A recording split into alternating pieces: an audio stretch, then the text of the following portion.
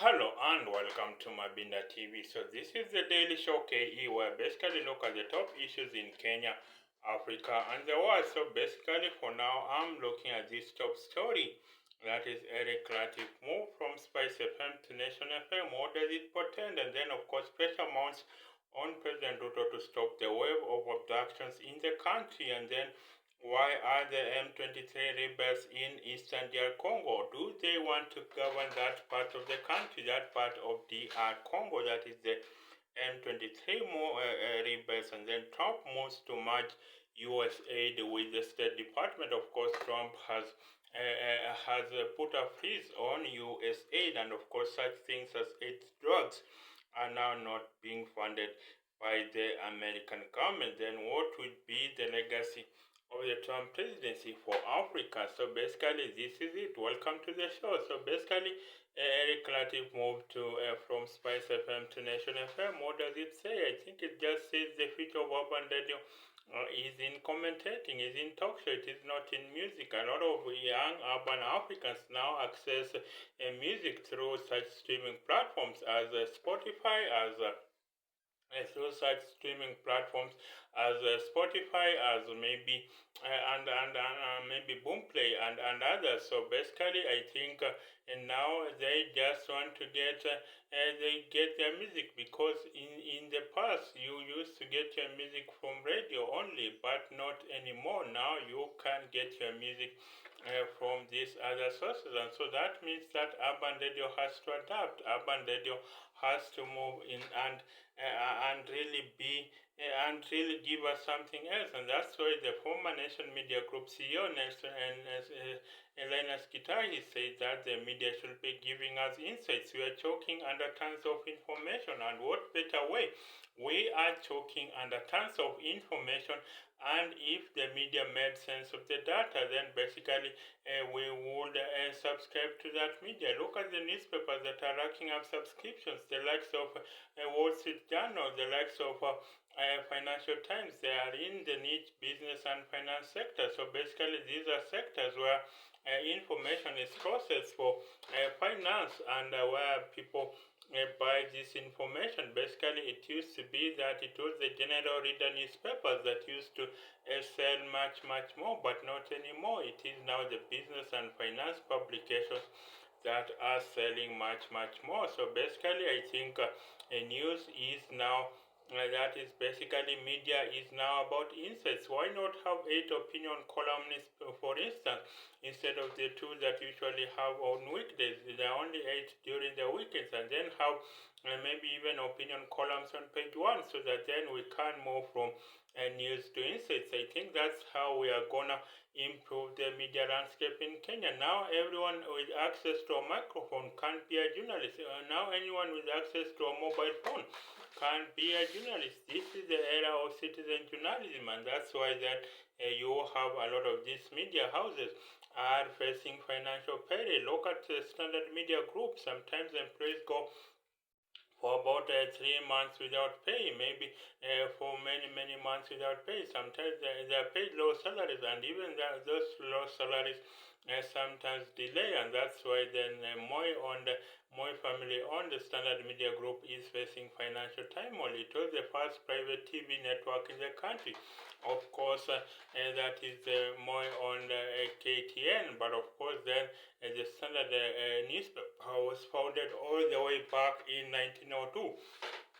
So basically, it is a legacy newspaper. So what next for Eric Latiff? I think he's going to revive Nation FM. Of course, he's not going to be with the same journalists that he was with, that is the likes of City Moga and Do Oko, but I think he's going to do just enough to be able he's going to do just enough to be able to have the station to have the station changed. Remember, it was Nation FM that basically came with the idea of a talk show, a full talk show, back in 2016 by the likes of Jimmy Gadd and I think some other PhD holders. But then, of course, it didn't gain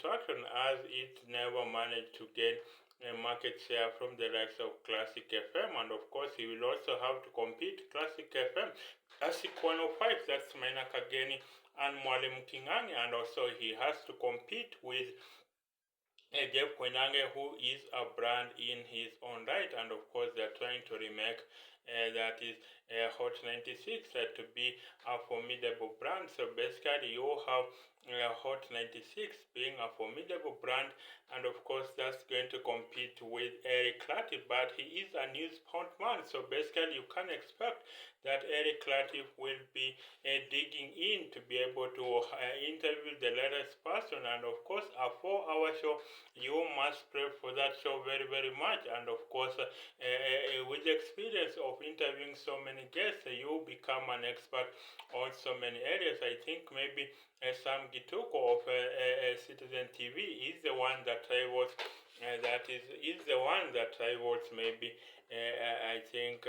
Eric Latiff in terms of being an expert in almost everything. So basically, we are going to see that, and that shows that urban media has shut up. It is the one that has the major advertisers cling to urban radio, because this urban radio serves the Kenyan middle class, because the middle class have some expendable income. So that's why advertisers target that age group between 24 and 55 years of age, and of course they also have some money to spare. Most of them are working or in businesses, and so they have enough money to be able to spend on goods and services, and that's why advertisers love them, because they are a good market towards the advertisers can know that they can get. Look at the advertisements, for instance, that used to be on Capital FM for a media house. It is not really the market share, but what quality of audience do you command? Look at heydays of Capital FM when it used to be managed by Linda Holt, and of course and then some part of Chris Kirubi. It was only listened to by 2% of the audience, of the Nairobi audience, of the Kenyan audience, just 2%. But it used to attract advertisements of high-end fragrance, high-end airlines. They used to advertise on the site, such as Kenya Airways. So basically, that is why then it was making profit after profit. That's why, because it was playing rock music, which high-end Kenyans of means listen to. So basically, I think that is going to be the root of. That is Eric Latiff. Of course, he's going to remake the station and basically ensure that he is going to maybe make it #1 so that it can be a full talk hour. And I don't think Spice FM should have stopped at 10 a.m. I think they should have continued all the way for it to be a 24-hour talk radio. And I think in that sense, then I think the middle class in Kenya, I thought they had given up on politics, but it is not so.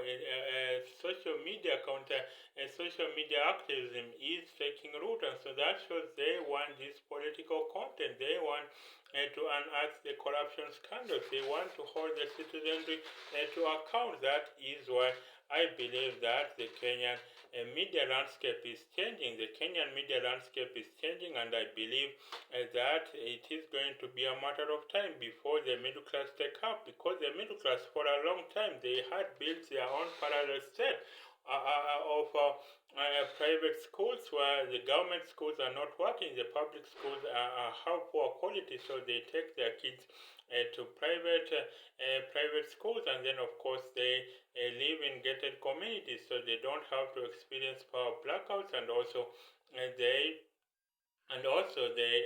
they take out private healthcare insurance, so they don't have to deal with the government hospitals that don't work. But then when they get a debilitating disease such as cancer, that's when they realize they need institutions that work. And I think we need institutions that work. I think that's the way that we will be able to that is the way that we will be able to remake urban media. And I think if the middle class, because for a long time the political process in Africa has always been a pact between the super rich who make the rules and provide the funds, and the downtrodden poor who enforce the decisions of the super rich. So you have the downtrodden poor middle class people, and not you have the middle class people not having a say in the political process. And I often say that if the middle class transfer just 1% of the ingenuity they use in managing trillions of shareholder capital, if the middle class just transferred 1% of the ingenuity they use in managing trillions of shareholder capital to politics, then Kenya will be a long way ahead. But it's a good thing that the middle class is waking up. They're realizing that a badly managed country is one that will affect their children and their great grandchildren and themselves. And I think one thing we must know: if Kenya burns, if Africa burns, the rich will just fly away while the poor have known nothing else except poverty. So it is the middle class with their significant investments that will suffer a great deal. So basically, that tells you that we have to go a long way in being able to in being able, it is the middle class with their significant investments that will suffer a great deal. So I think we need to be able to really work out a way in which we can bring the media to address the deep issues of the day. We don't need profiteers in the media business. We just need people who are invested in the deep issues of the day. Of course, in the media, there's such a thing as barometer. That is, can your story be can your story be a talking point in a bar? Can it be a fireplace chat? If it is not, it is tossed away in a small sidebar column. They call it in as a news category because it is not a salacious political and celebrity gossip. So I think we need to address the deep issues of the day in that way, so that then we can have a media that is about solving the deep issues of the day, and that is how we will be able to solve the deep issues of the day and ensure that the country is on a trajectory towards being towards solving the toughest issues, the toughest challenges that plague our nation, the toughest challenges that plague Africa. And I think that's the way that we will be able to that is the way that we will be able to address the deep issues of the day. So that's it about Eric Latiff making that big switch to Nation FM. And what do you think is the future of urban radio? So basically that's it. And now next I will be looking at that is the impeached deputy president. Impeached former deputy president Rigathi Gachagua says President William Ruto has no moral ground to talk about corruption. That is what Rigathi Gachagua says. Rigathi Gachagua says that President Ruto has no moral authority to talk about corruption. So basically, why is it that we are entertaining corruption? Basically, corruption stinks to high heavens. It's how you get money in Africa. Corruption is how you get money, because you don't grow rich in Africa by being by having a creative genius streak, by you don't grow rich in Africa by having a creative genius streak, by hard work, by talent, by rare skills, rare gifts. You get rich in Africa by how close you are to power. Then you loot public resources and then you divert it into your public accounts. And I think Kenya will have been easily a $1.6 trillion economy, save for the fact that we have lost at least $200 billion to corruption. We have lost at least $200 billion to corruption since independence. That's money that is in dollar terms, not shillings, but $200 billion to corruption since independence. These people are taking this money to these tax havens, these islands, and that's why I say for every mega corruption scandal in Africa, there is a Western wheeler dealer involved, and of course, that is why corruption stinks to high heavens. It denies us good roads. It denies us having teachers in public schools. It denies us having having drugs in hospitals. That is why we must constantly be able to fight this mess of this scourge of corruption. Basically, it just kills the morale. And basically, when you are corrupt in Japan, what happens to you? You commit suicide because of the shame of poor society. What happens to the corrupt in China? The corrupt in China, they commit, the corrupt in China, they are shot by the firing squad because of the shame they have caused society. And the corrupt in Europe and America, they resign as they wait for the long arm of the law to catch up with you. But what happens to the corrupt in Africa? The corrupt in Africa are celebrated and elected back to office because they may be corrupt, but they are one of us. Think about someone like William Kabogo, worth 2.03 billion, 2.04 billion shillings. So what is he going to look for a job in government if not to protect his wealth and add some more money to his bank account? Look at Alias and Joho, worth about 2.01 billion shillings. What is he going to get a job in government for, except to protect his wealth and add on some more billions to his bank balance? Look at Salem Dawadi, worth about 4 billion shillings. What is he going to look for a job in government, essentially to protect his wealth and add on to more money for the government? So that is how you have these people. Basically, they are billionaire hustlers. They are in government essentially to protect their wealth, not to serve you. You think they are in government to serve you, then you are wholly mistaken. These people are not in government to serve you. That's a fallacy if you believe so. These people are not in government to serve you. These people are in there to protect their wealth. That is just who they are. They are there to protect their wealth, and that is how they function. They are there in order to protect their wealth, and that is why you should never trust these people, because they tell you they are serving you Kenyans, but you think they give out tenders just like that? Do you think you can go to government and get a tender, however little, even of 10 million shillings, without some kickbacks? No, you have to give kickbacks to the minister, to the PS,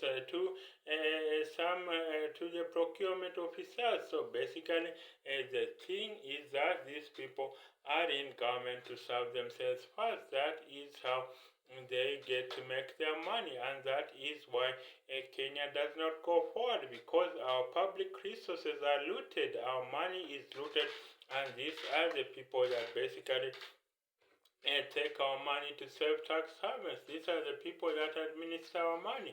So basically, when we complain that we have no drugs in hospitals, we have no teachers in schools, we have no good roads, it is that money is going to go to corruption, and that's why they have to maintain their lifestyle of they don't use their services, the services they are running, they don't use. Look at Nakuru Governor Susan Kihika. She is the one overseeing Nakuru Hospital, but she will never be caught using that facility. She had to go to the US to deliver her baby. So you can see that basically we have corruption that stinks to high heavens.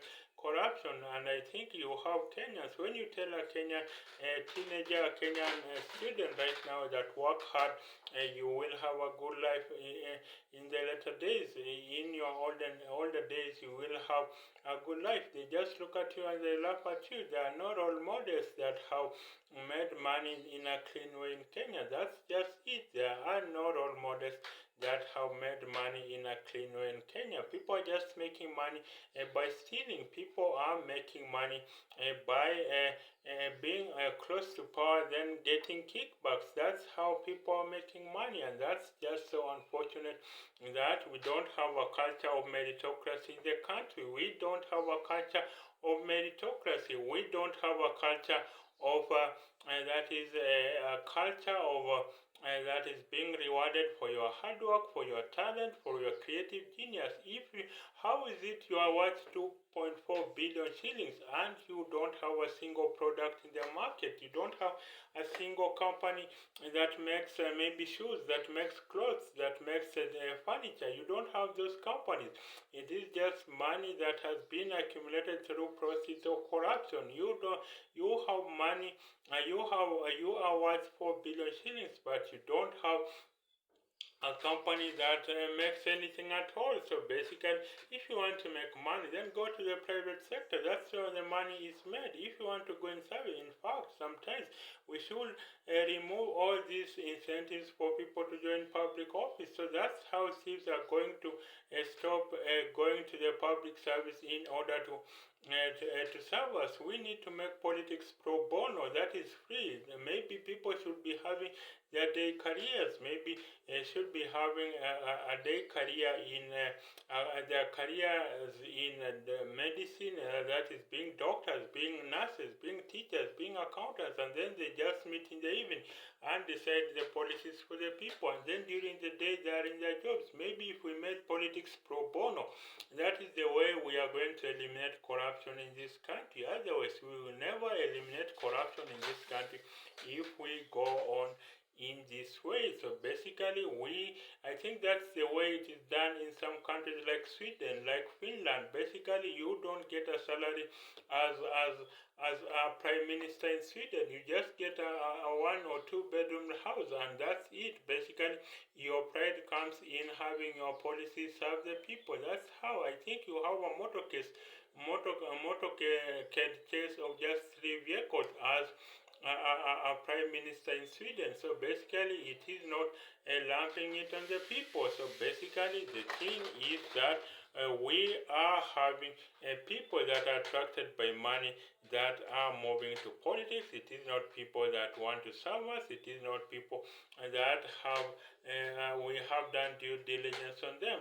When you are going to buy land, you do due diligence. When you are going to buy property, you do due diligence. But why is it that when it comes to electing our leaders, we elect the corrupt ones? We elect the ones that are going to loot our money. We don't do due diligence when it comes to our politicians, and that's why this politics of tribalism will kill us. This politics of that is tribalism will finish us because we don't do due diligence. We don't do that, and basically, that is why I'm urging that when we are going to look for when we are going to vote, we essentially elevate issues. We just need two parties in Kenya. In Africa, we need just two parties. A left of center party that's about equality of opportunity, and that is socialism, if you so to speak, to bring everyone to the same starting lineup. That doesn't necessarily mean equal outcomes, but it means everybody has a fair chance in life. Everyone has a fair shot in life. That's what equality of opportunity is about, bringing everyone to the same starting lineup. And of course, and then those who are pro-business, those who are pro-business could have a right of center party that's about individual dynamism, that's about the enterprise being promoted. So I think right now, basically, we are not having politics of ideology. It is just politics of tribalism. Tribe A has ruled for so many years now. It is time for Tribe B to rule. Maybe the Kikus have ruled for so long, now it is time for Kalenjins, or the Kikus and Kalenjins have ruled for us for so long. Now it is time for a law. That's how the Kenyan politics is organized, and then you get that basically we don't do politics of integrity. So our politics is mainly organized around issues of tribe, and that's why when we are going to vote for a president, we look at who is my tribesman, who is my tribesman. Then if they are not my tribesman, then I basically just discard them away, no matter their credentials, and then I vote in my tribesman, no matter how much of a pariah they are, no matter how much of a corrupt person they are. And the thing is the downtrodden are scattered across all tribes in the country. So the war that needs to be fought in Kenya is between the rich and the poor.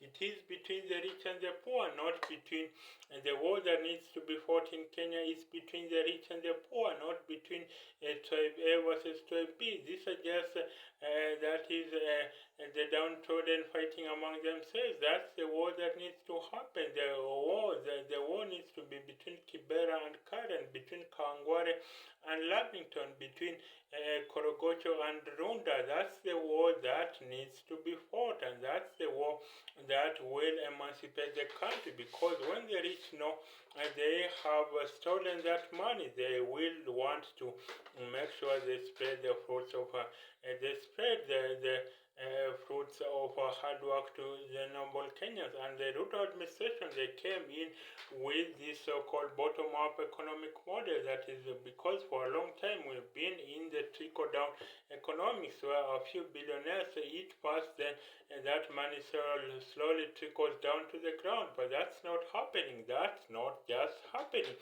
We need that money we need a politics that the Ruto administration had promised a politics of a bottoms-up economic model, where it is the mamambogas, where it is the border guys that will eat first. Then when they have some shares, they transfer it to the people up there on the economic scale. But that's not happening, and that's why the country is in such a bad shape. So that's how we are not achieving a 6% and a 7% for Kenya to move forward. For Kenya to be a $1.6 trillion economy, it needs to grow year on year by double digits year on year for at least 30 years. That's how to eliminate corruption in the country. Look at graduates these days. They are not even they don't even find work. There are just basically no jobs for graduates these days. There are no jobs for graduates. People basically are hanging on to their jobs. There are no jobs being created. Why? Because all the money that's required for jobs, all the money that's for enterprise is eaten up, and that's why we don't get to these people don't get to develop and create the right kind of jobs. So that's how the country is screwed up in the process, and that's why it's not just in Kenya. Even in Angola, you have once Africa's richest woman, Isabel dos Santos, basically is going to going to contest for the country's presidency. That is Isabel dos Santos. She is going to contest for the country's presidency, and of course, she became the richest woman in Africa after her dad placed her as the head of the Petroleum Revenue Authority. So you can see how access to power in Africa ensures that you are really have access to lots of money, like billions of dollars, and it is to add salt to injury. It is a Portuguese bank that helped her siphon that oil money to her bank accounts in Portugal. And of course, then you have also in Equatorial Guinea, you have the son of the president. That is, you have the president son as the vice president. So that ensures that on paper, Equatorial Guinea has a per capita of about $35,000. That's same as Britain. And then, of course, you have oil money is concentrated in the president's family. So basically, that oil money just goes to President Teodoro Nguema. Teodoro Obiang Nguema family. So basically, you can see how corruption caused Africa to be a first world country. If we were a first world country, that would have meant that we would have eliminated corruption. So that's it. And then in DR Congo, we have M23 rebels. So do they want to administer the eastern part of DR Congo, that is the M23 rebels? Do they want to administer the eastern part of DR Congo. Of course, that has to do with minerals, and I think you have lots of minerals, and of course, the eastern part of that country seems to be ungovernable. So basically, DR Congo is the size of Western Europe, but of course, it has so many mineral resources. It has never known peace since independence. Even since independence, I think it had just 2 doctors and 9 engineers at independence. But now that country has that country, that country, DR Congo, that country, that country, DR Congo had just 2 doctors and 9 engineers, and I don't think it was right for independence. So basically, you can't see that. Basically, you can't see the country. Basically, the country is feeling in one bad administration after another. Of course, you have France, Belgium, United States also being involved in the instability in DR Congo. So basically, you have DR Congo, and I think according to a CIA fact book, the mineral wealth potential of DR Congo is about $30 trillion. That's the mineral wealth potential of DR Congo, $30 trillion. It could be easily the richest country in the world on its own, not even Africa, not the richest country in Africa, the richest country in the world. That is $30 trillion, but that's because that's only if it converts titanium to aeroplane parts, if it converts copper to electronics, if it converts cobalt and coltan to mobile phone factories, mobile phones and computers, if it converts wood to paper, if it converts that is coffee beans to coffee drinking chains, if it converts uranium to nuclear power, if it converts gold and diamonds to jewelry, if it converts crude oil to petroleum products, if it converts cotton to designer clothes, that's the way DR Congo is going to be worth $30 trillion. Otherwise, the country is going to be experiencing bouts of instability every now and then. Why? Because it is not value adding, and of course, then the question is: will the countries such as France and Belgium that get minerals and the United States that get minerals for next to nothing, will they allow DR Congo to develop as a country? That's the question we must ask ourselves. So basically, that's DR Congo, and that is M23 rebels that are on insurgency in Congo. So basically, that country has to do more, and I think African Union needs a standing army of at least 1 million soldiers so that we can keep peace in the unstable regions of Africa. Look at the Sahel region, look at Somalia, look at so many regions, northern Nigeria.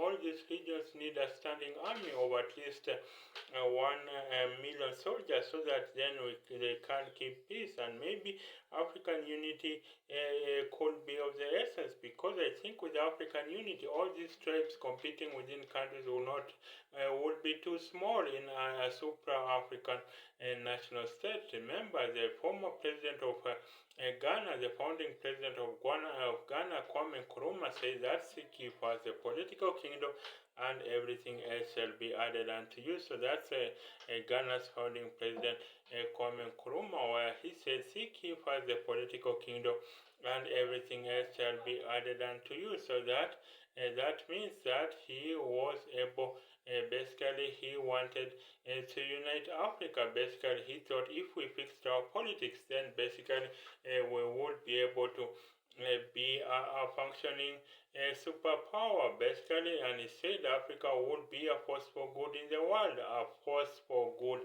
in the world, whereas other superpowers have really been a power unto themselves. But of course, then that is his vision of a united Africa. His young pro-African government was overthrown in a CIA-led coup in 1966. That is Kwame Nkrumah, and of course you had the Afro-Caribbean George Padmore, who believed so much in the vision of Nkrumah that he thought he would be the one to liberate the black race. So that's the vision of Kwame and Kuruma. So basically, I think Africa just needs to put itself in order. We don't need to lean to the West with its 600-year subjugation of Africa. We don't need to lean to the East, to China with its depth of diplomacy. We need to lean inwards to ourselves. We have all the solutions to African problems, and that's how Africa can generate.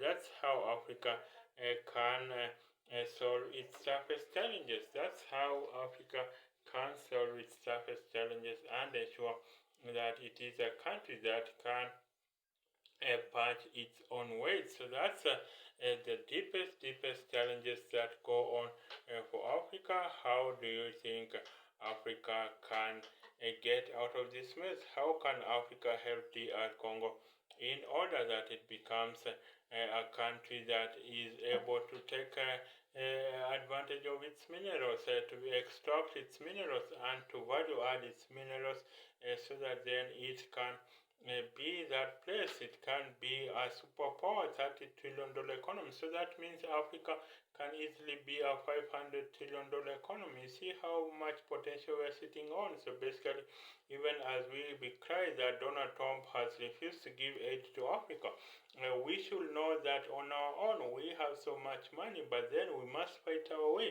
They will not give us peace just on a silver platter. These countries that benefit from the misgovernance of Africa, they will not give us peace on a silver platter. We have to fight. We have to be united. That's how Africa is going to win. Otherwise, we are going to be crying year in, year out. That is, we are going to be crying year in, year out. That is our turn to be able to develop, but we will never achieve that independence. So that's it now. Now I will be moving over to some politics in Africa and America. What will be the legacy of the Trump presidency on Africa? What will be the legacy of the Trump presidency in Africa? Of course, Trump has described Africa in very uncharacteristic terms. He calls Africa that is a shithole country. He has said on the election of Barack Obama, Donald Trump said that basically he has never seen any country in the world that was run by a black person that was successful. So of course that is Donald Trump, and of course a part of the rise of Donald Trump was white anger backlash on how dare America elect a black president in Obama. So basically part of it is a white anger backlash, and of course he's now deporting illegal immigrants, and of course that is they're not opposed to immigration per se, but its nature. That's what they say. That's what the Trump administration is saying. They are not opposed to immigration per se, but its nature. So they want immigrants from nicer countries such as Norway. That's why they want immigrants from nicer countries such as Norway, and of course they will be able to, so that then they can tune themselves in. So that is how they are going to attempt and make these immigrants. So they want immigrants from nicer countries such as Norway, and they are going to ensure that they become once again a European satellite state. Because remember, West America has been welcoming of immigrants from all around the world, while immigrants have constantly renewed America, but that America was built to be a European satellite state in which white Anglo-Saxons, white males, will call the shots. And I think the fear is that the white and the minorities, that is blacks and Latinos, are going, and multiracial mixed race Americans are going to be the majority going forward. So basically the question is, will white Americans allow that? And that's why there is such a fight back on the ascendancy of Donald Trump. So let's see, Donald Trump will attempt and peel back that mask, and so that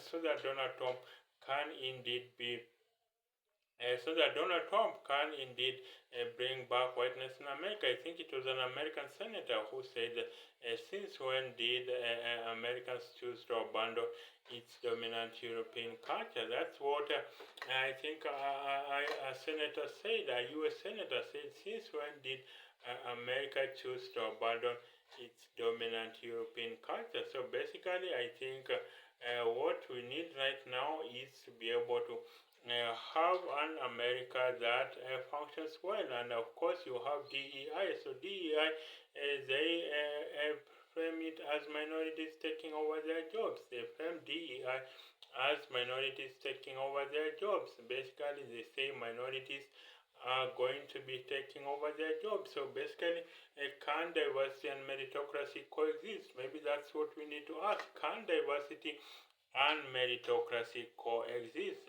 So basically, diversity, that is, when a black gets a position, does it mean that a minority has been passed over? When a black gets a position or a minority gets a position, does it mean that a black has been passed over? So that's the question we need to ask ourselves. So basically, that's something we are going to be looking at on the legacy of the Trump presidency on Africa. Of course, he was. And then, of course, finally, in ideas, I'm asking, can a company be large but also agile? In ideas, I'm asking, can a company be large but also agile? So you have Nokia and Motorola. They were the market leaders in feature phones, but they did not transition to be the market leaders in smartphones. That was taken out by the likes of Samsung and Apple. And of course, then you have IBM was the market leader of IBM was the market leader of IBM was the market leader of that is personal computing hardware, but it never transitioned to be the market leader of that is personal computing software. That was taken up by Microsoft, which itself did not transition to be the market leader of internet or as such. That was taken up by that was taken up by that is Google. Google itself was the market leader in internet and site. It never transitioned to be the market leader in social media. That was taken up by